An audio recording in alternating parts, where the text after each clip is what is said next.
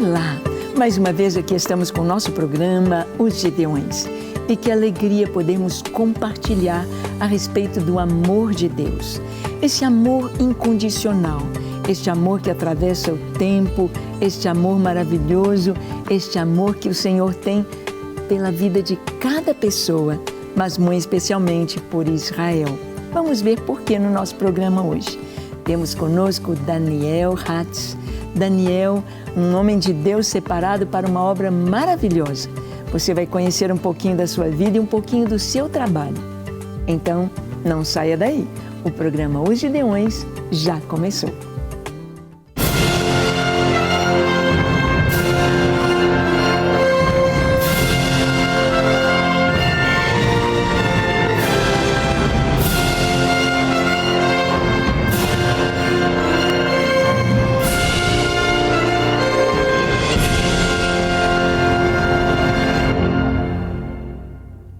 Muito bem, é com muita alegria que queremos trazer este tema tão importante. Saber que Deus, em todo o seu programa, nunca se esqueceu da nação de Israel. Às vezes algumas pessoas dizem, para que ir a Israel? Deus deixou Israel de lado, Deus agora trata só com a igreja, e se Israel quiser que venha fazer parte da igreja, vamos ver o propósito de Deus. Deus nunca esqueceu o seu povo e Deus tem levantado pessoas com o coração cheio de amor por Israel para cumprir o seu propósito. Daniel, é uma alegria ter você aqui conosco, Prazer viu? É meu. Que Deus possa te abençoar, abençoar o seu trabalho, para que você possa cumprir tudo que Deus planejou para a sua vida. Amém? Amém. Mas nós queremos conhecer um pouquinho mais de você. Sei que você é membro da Igreja Batista Central, pastor Paulo Mazzoni, muito amado, muito querido. Receba aí o nosso abraço, pastor Paulo, nossa amada Igreja Batista Central. E sabemos que Deus confiou a você algo muito especial, mas antes, fale um pouquinho de você. Como que você teve a sua experiência com Jesus, como que você teve esse chamado tão especial para amar esta nação, amar este povo e levar essa mensagem de amor a cada judeu, a cada israelita. Conte pra gente um pouquinho da sua história. Então, é muito interessante porque Deus ele nos prepara para as boas obras, né? Que foram preparadas de antemão para nós, né? Antes que nós existíssemos. E é muito interessante ver a minha história, porque eu nasci numa família, minha mãe era católica e espírita, meu pai era judeu, é judeu, né? E desde quando eu era pequeno, eu fui para um colégio, para o Santa Doroteia, não me dei bem lá, então fui para um colégio judaico estudar, desde o segundo período. E nesse colégio judaico eu estudei até a 8ª série, né? Cresci com a comunidade judaica ali, participava do Abonim Dror também, que é um grupo, um movimento sionista de judeus que tem aqui em Belo Horizonte, em várias partes do Brasil. E eu creio que tudo isso não foi à toa, sabe? Eu ter nascido numa família judaica, ter crescido no meio judaico, né? Porque 13 anos atrás eu tive uma experiência com Deus que transformou minha vida, né? Eu tive um encontro com Jesus e eu vivi uma vida muito desregrada. Eu gostava muito de ir em festas raves, de música eletrônica, eu usava êxtase, LSD, vendia algumas coisas. E tinha uma vida sem rumo, assim, sem sentido, que o meu Deus era o prazer, né? Eu desrespeitava muito meus pais também. E passei por vários colégios também, porque não era um menino nada estudioso na época. Graças a Deus eu converti. Eu vim para Cristo depois quando eu entrei na faculdade, então na faculdade já foi totalmente diferente. Mas quando eu tive essa experiência com Cristo, com Jesus, né? E primeiro que não é uma religião, é diferente do judaísmo, né? Vamos dizer assim. Porque Jesus ele não veio para criar uma religião nova, né? Ele veio para cumprir as profecias, os escritos que estavam na lei de Moisés, nos profetas, nos salmos, né? E começar o tempo, a nova aliança, né? A Brit Hadashah, que está profetizada lá no profeta Jeremias, no Tanar, né? Na Bíblia judaica, no Antigo Testamento. E quando eu tive essa experiência com Cristo, no encontro com Deus que eu fui, depois disso eu comecei a sentir uma presença de Deus tão forte dentro de mim, mas tão forte que nesse encontro, nesse retiro que eu fui, eu chorava e eu ria sem ter motivo para chorar, sem ter motivo para rir. Senti uma paixão, um amor por Deus queimando no meu peito, que eu não conseguia explicar racionalmente como é que era possível isso, sendo que eu não conheço Deus, eu nunca vi a Deus, como eu posso estar amando Ele desse jeito? mas eu sei que eu estava sentindo tudo isso. E depois que eu saí desse encontro, minha vida foi totalmente transformada. Meu coração, meus sentimentos, meu jeito de ver as coisas. E, consequentemente, minhas atitudes mudaram também. Não foi nada forçado de alguém falar, você não pode fazer isso ou faz aquilo. Foi uma transformação de dentro para fora, que é o novo nascimento que Jesus tem para todos nós, né? E depois que eu tive essa experiência, eu comecei a pesquisar sobre Jesus na internet, né, porque eu tinha muito pouco conhecimento, e eu comecei a ver estudos sobre ele no Antigo Testamento, nas festas judaicas, e eu comecei a ver como que todo o Antigo Testamento, toda a Bíblia judaica e as festas e tudo isso, eles prefiguravam e profetizavam aquilo que o Messias judaico haveria de fazer. E comecei a ver como que Jesus tinha cumprido todas aquelas coisas, né? E com isso eu fui me aprofundando cada vez mais e aprofundando cada vez mais. E Deus me deu esse chamado, essa revelação de que Ele queria me enviar para compartilhar a mensagem de Jesus para o povo judeu, né? Para aquele povo que, em primeira mão, a mensagem foi compartilhada, né, por meio de Jesus, mas que por causa de líderes corruptos da época, né, que inclusive o próprio Talmud fala mal dos fariseus, né, a mensagem não pôde chegar de uma forma mais efetiva ao povo, né? E esses líderes daquela época entregaram Jesus para ser crucificado, né? E a gente vê hoje que há uma falta de conhecimento muito grande no meio judaico sobre quem é Jesus, sobre o que ele ensinou, sobre as coisas que ele cumpriu, né? E que é uma mensagem completamente judaica. Sim. Você falou aí da sua experiência, Daniel. É como se a luz do Senhor entrasse na sua vida e te revelasse, te mostrasse, abrisse o seu entendimento para compreender as Escrituras, para compreender a vontade de Deus. É muito lindo percebermos isso, que o cristianismo não é uma religião, uma série de leis, de regulamentos para nós seguirmos, porque nós vimos que é impossível para o homem fazer tudo direitinho, sem errar em nada. Mas cristianismo é Cristo. É Cristo em nós a esperança da glória. É um relacionamento pessoal com o Senhor.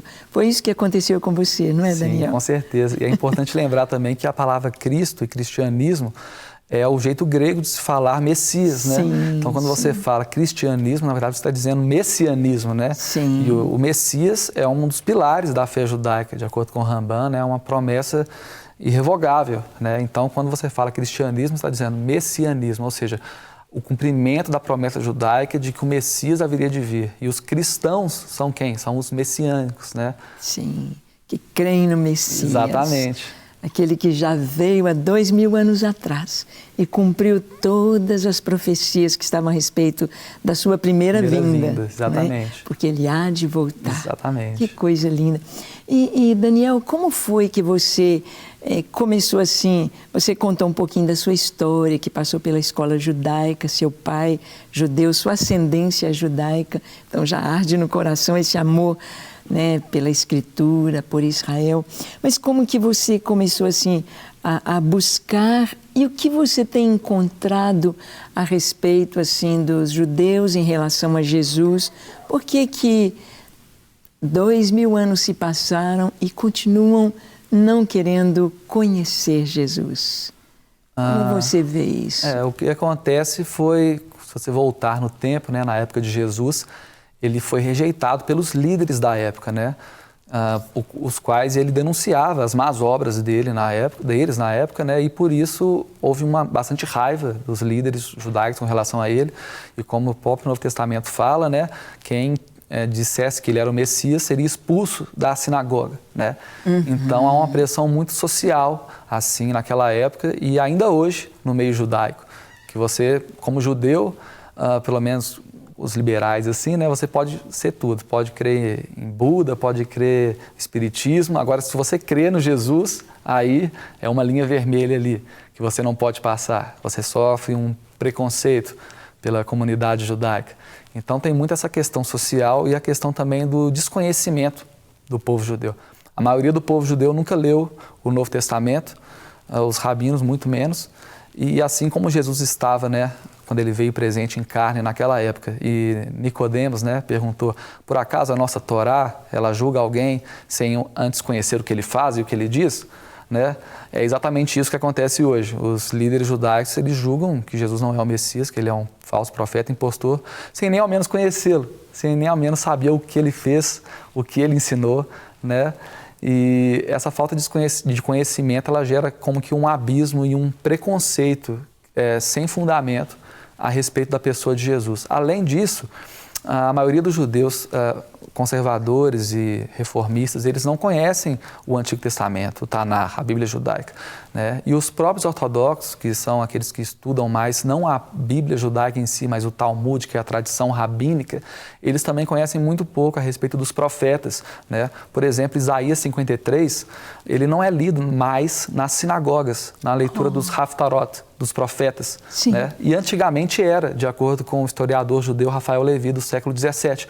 Ela foi tirada da leitura das sinagogas de Isaías 53, por causa, de acordo com esse historiador, de contendas e debates que estavam gerando Isaías 53. E a gente sabe que Isaías 53 é um retrato nítido de Jesus, e está na Bíblia judaica, no Antigo Testamento, e profetiza lá como que o Messias seria rejeitado pelo seu próprio povo, como ele seria morto pelos nossos pecados, né? Como ele sofreria, né? A alma dele seria uma oferta a Deus, uma racham por nossos pecados. E o próprio Talmud, inclusive, tanto de Jerusalém quanto o babilônico, diz que essa passagem se refere ao Messias. Toda a tradição antiga judaica, o Zohar, o próprio livro de reza do Yom Kippur, do Dia do Perdão, diz que se refere ao Messias, né? Então essa passagem, ela causou muitas questões, né? Acho que os rabinos, talvez com medo dos judeus lerem aquilo e começarem a crer que Yeshua, Jesus, é o Messias prometido, né? Então eles criaram até uma nova interpretação para essa passagem, por exemplo, falando que não se refere ao Messias, Isaías 53, mas a Israel, ao povo judeu, o que é algo totalmente sem pé nem cabeça, e que o próprio Maimônides, que é um dos rabinos mais celebrados no judaísmo, discordou dessa visão e falou, não, se refere ao Messias. E toda a tradição judaica diz que se refere ao Messias, inclusive o Talmud, o qual nunca diz, em passagem alguma, que Isaías 53 se refere a Israel. Então a gente vê uma guerra acontecendo, né, dos líderes judaicos, dos rabinos, para que o Jesus permaneça oculto, escondido da comunidade judaica. Realmente existem alguns textos, né, que são irrefutáveis. É o Salmo 22 com a crucificação de Jesus, é Isaías 53 com o seu chamado e a sua missão para salvar o mundo, né, com detalhes assim que se cumpriram com total exatidão na vida de Jesus. Então, é muito lindo nós vemos que a Escritura, ela não falha. Não se pode pensar, tirar algumas coisas da Escritura que você não entende, você fala, isso aqui eu não entendo, eu vou jogar fora. Não, a Escritura aí está para que todos, judeus, não judeus, judeus e gentios, para que o mundo inteiro possa mergulhar na palavra de Deus. Jesus disse que eles erravam por não conhecer as Escrituras e nem o poder de Deus. Precisamos conhecer a Bíblia, conhecer as Escrituras e o poder de Deus. E conhecer, deixar o nosso coração ser tocado pelo Senhor. Bem, a nossa conversa está muito boa, mas a gente vai dar uma paradinha aqui para que você assista uma pequena reportagem sobre Israel hoje, sobre esta nação, sobre como está Israel nos nossos dias. Talvez você já esteve lá, ou se nunca esteve, te convido a uma caravana a Israel. Então vamos ver um pouquinho de Israel nos nossos dias para continuar a nossa conversa sobre o amor de Deus por Israel. Vamos lá, assista comigo. Israel, embora pequeno em tamanho, tem seu campo de ciência e tecnologia entre os mais desenvolvidos do mundo. O país é visto como um centro de inovação utilizado em escala global.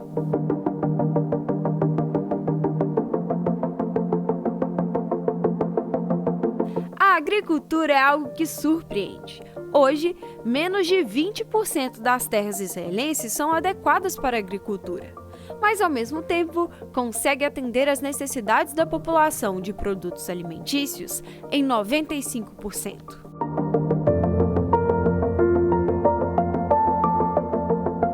O Estado judeu é o único país do mundo onde a maioria da população é seguidora do judaísmo. De acordo com uma pesquisa realizada em 2011 pelo Instituto Central de Estatística de Israel, 75% da população é constituída de judeus, 20% são seguidores do Islã. O restante seguem outras religiões. O judaísmo ortodoxo é um dos 3 grandes ramos do judaísmo. Essa vertente se caracteriza pela observação rigorosa dos costumes e rituais estabelecidos pela Torá e pelo Talmud. A sociedade judaica em Israel é composta por judeus praticantes e não praticantes, abrangendo desde os ultra-ortodoxos até aqueles que se consideram seculares. No entanto, as diferenças entre eles não são claras. Os cultos judaicos são realizados num templo chamado de sinagoga e são comandados por um sacerdote conhecido por rabino. O símbolo sagrado do judaísmo é o menorá, candelabro com 7 braços. É considerado judeu aquele que nasceu de mãe judia, independente de seu envolvimento religioso ou de suas crenças. Uma pessoa também pode se tornar judia por meio da conversão sobre recomendação de um tribunal rabínico reconhecido.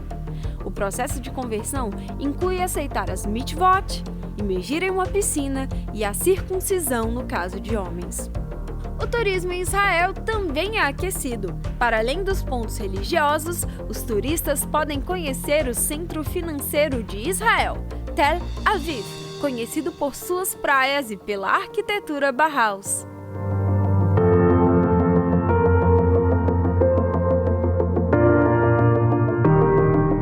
Muito bem, você pôde ver um pouquinho aí de Israel. Eu falo que só tem um probleminha, ir a Israel. A gente quer voltar, a gente quer voltar. A gente se sente em casa quando ama a palavra de Deus e vemos todas as histórias bíblicas se cumprindo ali.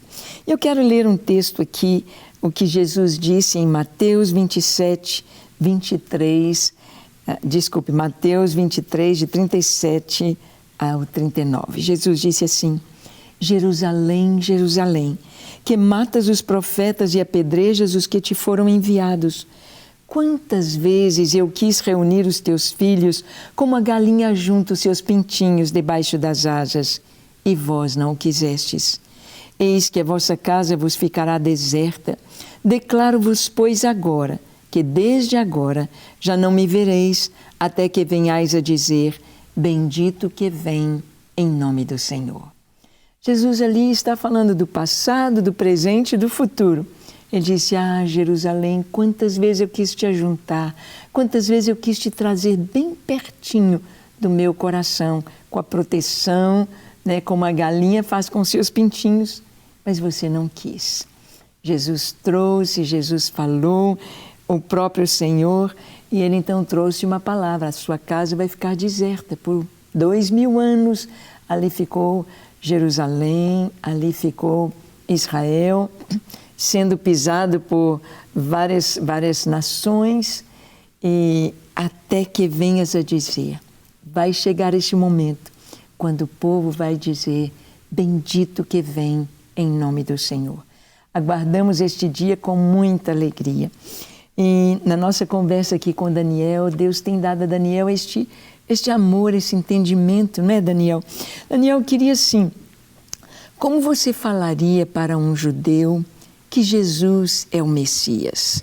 O que você traria para ele compreender que em Yeshua de Nazaré se cumpriu toda a profecia? Eu diria, primeiramente, que se você for olhar desde Abraão, né? Deus disse para Abraão o seguinte, que por meio do descendente dele, né, a semente dele, todas as nações da terra seriam abençoadas, e que por pai de muitas nações Deus o constituiu. O que isso quer dizer? Como que Abraão seria pai de muitas nações da terra, né? Abraão, ele não é ascendente de todas as pessoas que nasceram, de jeito nenhum, né? Isso aconteceria por meio de quem? Por meio do Messias, que é o descendente da promessa de Abraão. Assim como Isaac era o descendente da promessa, e todos, por meio de Isaac, se tornavam povo de Deus, né, o povo judeu, assim também aqueles que creem no Messias e têm um nascimento espiritual dele, sejam judeus, sejam gentios, eles se tornam, por meio do Messias, povo de Deus, povo escolhido de Deus, né? E isso estava profetizado já na Torá, quando Deus disse que por pai de muitas nações o constituía Abraão e por meio do seu descendente serão benditas todas as nações da terra, todos os goim da terra, os gentios, sim, né? Sim. E é interessante também ver o seguinte, que no Antigo Testamento, no Tanar, na Bíblia judaica, a gente vê duas missões do Messias. A primeira delas é vir, ser rejeitado pelo seu próprio povo, tomar sobre si os nossos pecados, né? Isso está em Isaías 53, tomar o castigo que nos traz a paz, que Isaías 53 diz, por meio das feridas do Messias nós seríamos curados, nós seríamos redimidos, né? E justificados, Isaías 53 diz, e também depois disso ele ressuscitar, e ser luz para as nações e salvação até os confins da terra, que está lá em Isaías 49, em outras passagens de Isaías também.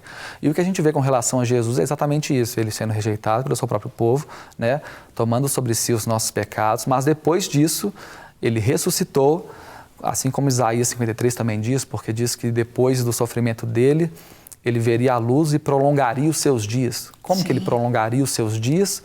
Morto. De jeito nenhum morto ele poderia sim, fazer isso, né? Então, sim, ele ressuscitou e depois disso ele se tornou luz para as nações e salvação até os confins da terra. O mundo que era pagão passou a se tornar cristão ou messiânico, né? Sim. E tudo isso já estava escrito 700 anos antes de Jesus nascer, né? Fora sim, isso, as profecias também dizem, por exemplo, em Daniel 9, que o Messias ele haveria de vir e ser morto no ano 32 depois de Cristo.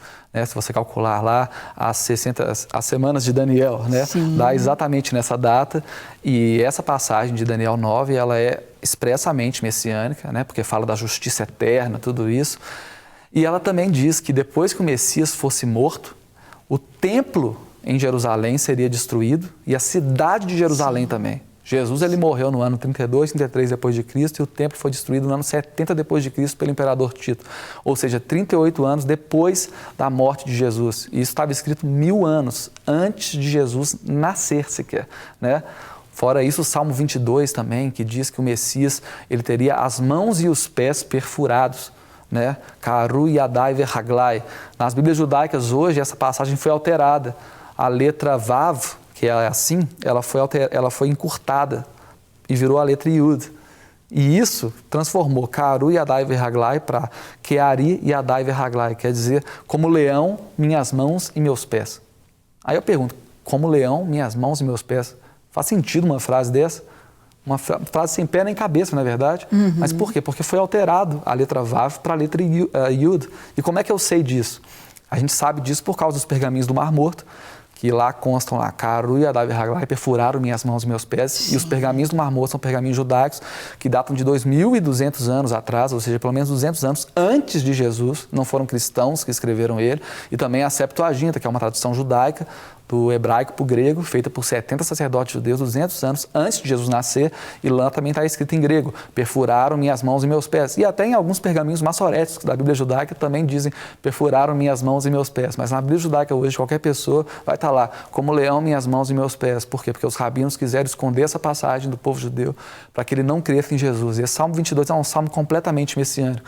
O Messias teria suas roupas repartidas, assim como Jesus teve quando ele foi crucificado. Sim, tiraram a roupa dele e repartiram entre si, e jogaram túnicas, sorte sobre a túnica, porque a túnica não podia rasgar.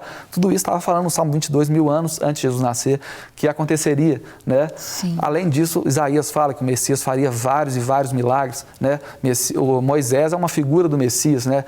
A literatura rabínica chama o Messias de segundo redentor. Jesus fez milagres como nenhum outro, e os próprios rabinos ortodoxos que não creem em Jesus, eles creem que o Messias, que Jesus, ele fez milagres. Porque eles dizem isso, eles reconhecem isso, mas dizem que é por meio de magia, por meio do diabo. Então, a gente olhando todas essas profecias juntos, mas reconhecendo os milagres, né? Então, cumpriu a profecia de um jeito ou de outro. Interessante que o Nicodemos falou isso, aquela noite que foi visitar Jesus. Nicodemos disse, Rabi, sabemos que tu és vindo da parte de Deus, porque ninguém pode fazer os milagres que tu fazes se Deus não estiver com ele. Então, ele reconheceu, né? E também o Zacarias fala no capítulo 12 que eles verão aquele a quem traspassaram. Deus diz na primeira pessoa, inclusive, derramarei espírito de oração e súplica sobre a casa de Davi, habitante de Jerusalém. E eles, Deus está falando, olharão para mim, a quem perfuraram, traspassaram. Deus pode ser traspassado? Sim. Sim, em Jesus. Em Jesus, na pessoa do Messias, né? Então você olha todas as profecias juntas, né, e você fala qual que é a probabilidade matemática de alguém, por acaso, cumprir só essas aqui que a gente está dizendo. Tem muito mais, mas só essas, né? Qual seria a probabilidade, né?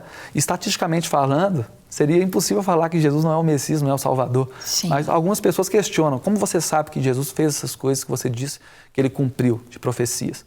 Para isso, a gente tem historiadores não cristãos do primeiro, do segundo e do terceiro século que dizem que Jesus foi crucificado por Pôncio Pilatos, foi um mestre sábio, ele realizou milagres, né? Então é consenso acadêmico isso, que ele realizou essas coisas, essas questões das profecias que eu estou dizendo aqui agora, né? Sim, então a gente analisando tudo isso, não há uma decisão mais racional a ser feita se não colocar a confiança em Jesus como o Messias de Israel. E ele vai voltar e vai cumprir as demais profecias, que é o quê? Estabelecer o reino de Deus, tudo isso. Mas primeiro, ele tinha que ser rejeitado. A literatura rabínica, ela fala de dois Messias. Um que haveria de ser rejeitado e morto, e o outro que haveria de reinar. O Messias ben Yosef e o Mashiach ben Davi. Mas, na verdade, a Bíblia judaica em hora nenhuma diz a respeito de dois Messias, mas de apenas um, o qual haveria de sofrer, ser morto pelos nossos pecados, pecados da humanidade inteira, e depois disso ser o Salvador do mundo, né? E também fala no Salmo 110, disse o Senhor ao meu Senhor, assenta-te à minha direita, até que eu ponha os teus inimigos por estrado dos teus pés. E isso estava mostrando o quê? Que o Messias, depois de ser morto, tudo isso, ele seria exaltado, né? Isaías 52:13 fala isso também, o Messias será exaltado e muito sublime, mas primeiramente ele ficará desfigurado, né? E vai chocar muita gente por causa disso, né? Mas depois vai ser glorificado, vai subir aos céus, né? E vai voltar sobre as nuvens do céu, assim como o Tanar fala, a Bíblia judaica, em Daniel 7. E isso é muito interessante, porque o Tanar diz, o Messias vai nascer da descendência de Davi, vai nascer em Belém, né? E tudo aconteceu. Não, e ele nasceu. Mas depois disso, o Tanar, a Bíblia judaica diz, em Daniel 7, que o Messias vai vir sobre as nuvens do céu. Aí uma pergunta que eu faço, tem como o Messias nascer e depois vir sobre as nuvens do céu, sem antes ele subir para lá? É impossível. Se ele nasceu e viveu aqui, e depois ele vem sobre as nuvens do céu, como Daniel 7, na Bíblia judaica diz, ele primeiro tem que subir para lá. E assim como o Salmo 110 fala, Jesus ele subiu, até que os seus inimigos sejam postos por estrado dos seus pés, né? Que vai acontecer quando o anticristo vier com os seus exércitos contra, né, o Cordeiro. Que gostoso. Gostoso te ouvir e ver a explanação da Escritura. É tão importante isso. E nós sabemos que quando mergulhamos nas Escrituras, nas profecias, no cumprimento delas em Jesus, nosso coração se enche de gozo e um grande desejo de adorar a Deus. Então vamos fazer isso agora. Vamos chamar a Patrícia ao piano para que ela venha adorar ao Senhor conosco. Adorar por Jesus. Adorar pelo Pai nos ter dado a salvação no Messias Yeshua. Patrícia, é com você. Vamos adorar a Deus.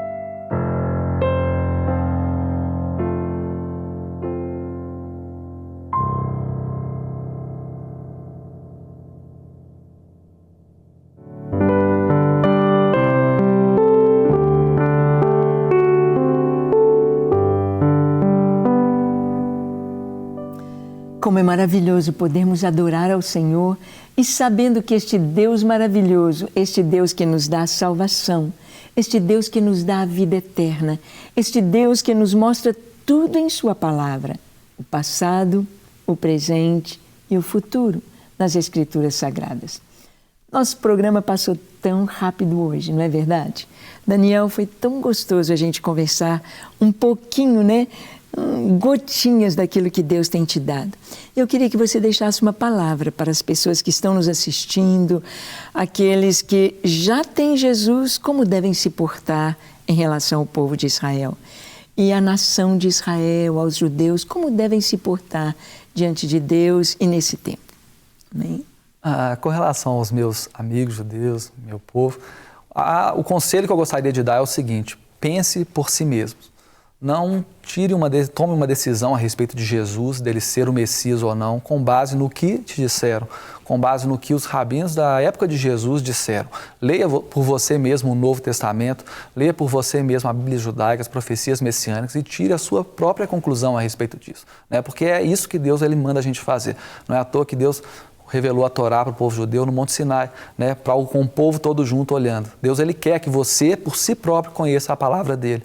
E com relação aos cristãos, eu peço para que tenham muito amor realmente pelo povo judeu, porque é o povo escolhido de Deus, o povo que Deus ama, o povo que Jesus entregou por si próprio na cruz, pelos pecados dele, também pelos nossos, pelos dos gentios, né? E orem pela salvação de Israel, para que o povo judeu conheça o seu Messias Jesus, porque só haverá paz lá em Israel e no coração de cada pessoa, de forma plena, quando essa pessoa receber a Jesus dentro do seu coração, o Messias judaico. Amém. O reino de Deus começa em nós, não é, Daniel? É isso aí, que realmente você possa levar a sério esta palavra, este conselho.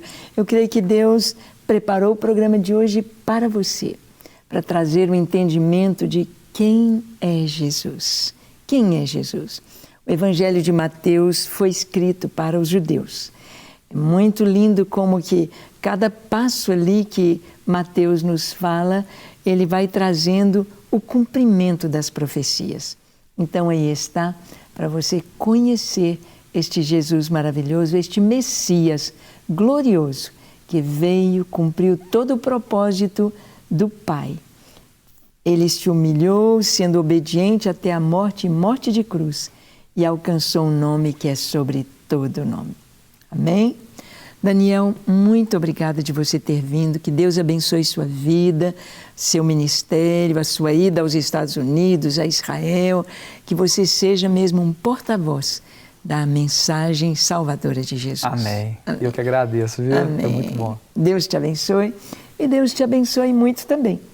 Vamos encerrar o nosso programa com o nosso coração pequenininho, com vontade de falar mais sobre esse Jesus maravilhoso. Leia a Bíblia, ore, busque ao Senhor, conheça o Messias, Yeshua de Nazaré. Deus os abençoe e até o nosso próximo encontro. Em nome de Jesus.